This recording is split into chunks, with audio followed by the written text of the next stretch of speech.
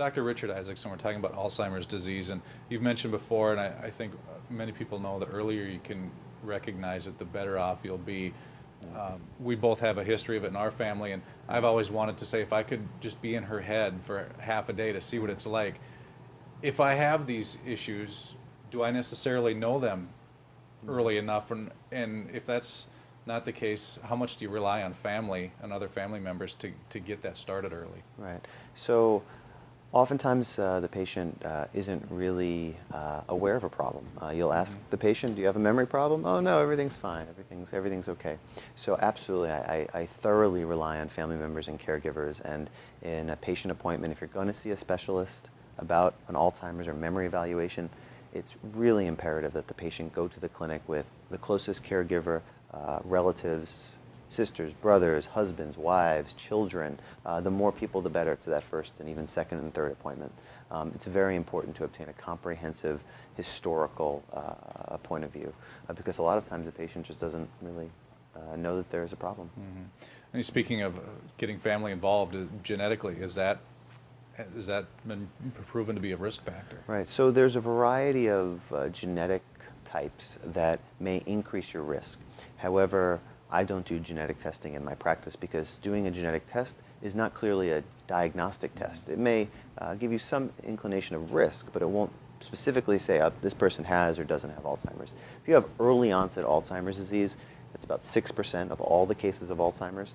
Those are the types of cases where you could do a genetic test, see a specific mutation, and say, this is definitely early onset Alzheimer's. The rest of the cases, and especially later onset Alzheimer's disease, it's just not as clear. There's a variety of genes that have been isolated just this past week. Researchers at the University of Miami, as well as all throughout the world, got together in one of the largest studies of its type and found 5 new Alzheimer's genes. ApoE, or ApoE4, is really the biggest risk factor for late onset Alzheimer's disease that we're all aware of.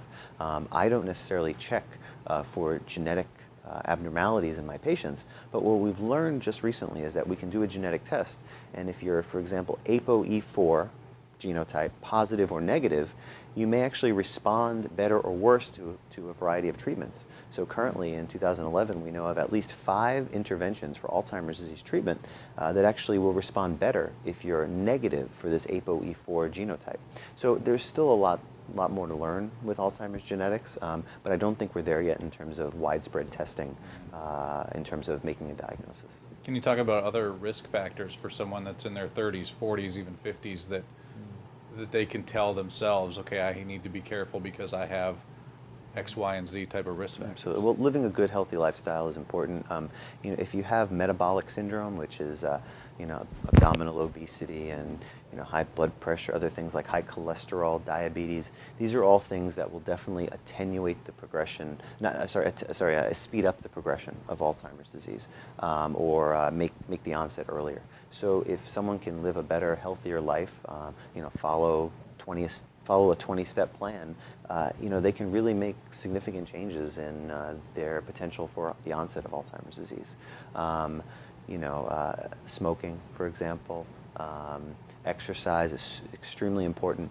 We've been able to prove in mice that if mice exercise, mice that have Alzheimer's disease, if they exercise, they can cut the amyloid protein in the brain, or the pathologic protein in Alzheimer's, they can cut that amount of protein in the brain by up to half. So exercise is something that is really important. If you live a very sedentary life, get up off the couch, stop just watching TV and get out there 4 to 5 times a week, 30 to 45 minutes of exercise as approved by a physician, very important.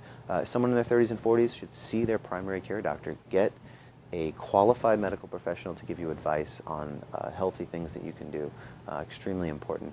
Honestly, there's just so much we can do, but it really takes the supervision of a qualified medical professional, and it takes motivation on part of the patient and the family member.